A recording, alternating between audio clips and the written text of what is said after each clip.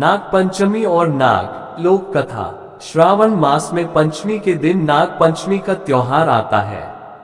इस दिन नागों की पूजा की जाती है। उसे गरुड़ पंचमी भी कहते हैं। इस त्योहार वाले दिन खेतों में हल चलाना, सब्जी काटना आदि कार्य नहीं किए जाते। इसके पीछे एक कथा है। कहते हैं कि बहुत वर्षों पूर्व किसी गांव में एक किसान रहता था। नाग पंचमी के दिन वह खेत में हल जोतने गया। कुछ देर काम करने के पश्चात वह आराम करने बैठ गया।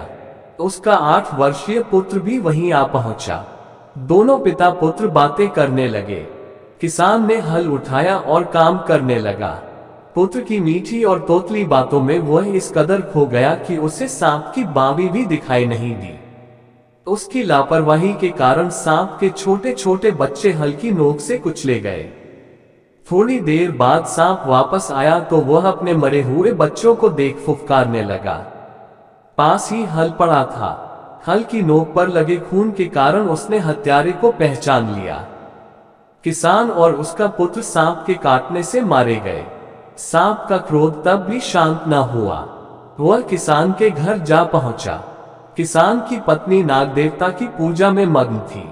सांप ने सोचा कि पूजा समाप्त होने पर ही वह उसे काटेगा।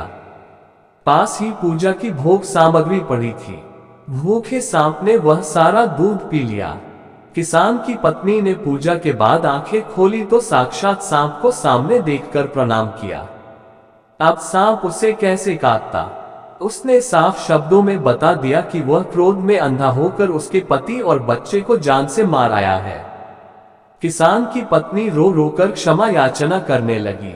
सांप ने मन ही मन सोचा, मेरे बच्चे तो किसान द्वारा गलती से मारे गए हैं, किंतु मैं तो जानबूझकर उन दोनों को मारने का पाप कर आया हूं।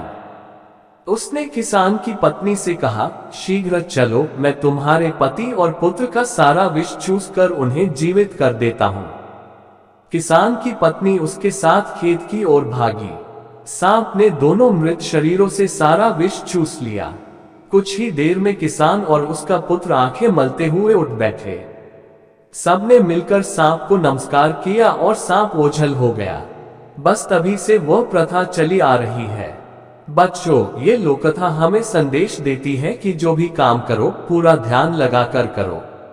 जरा सी लापरवाही भी बड़ी दुर्घटना का कारण बन सकती है।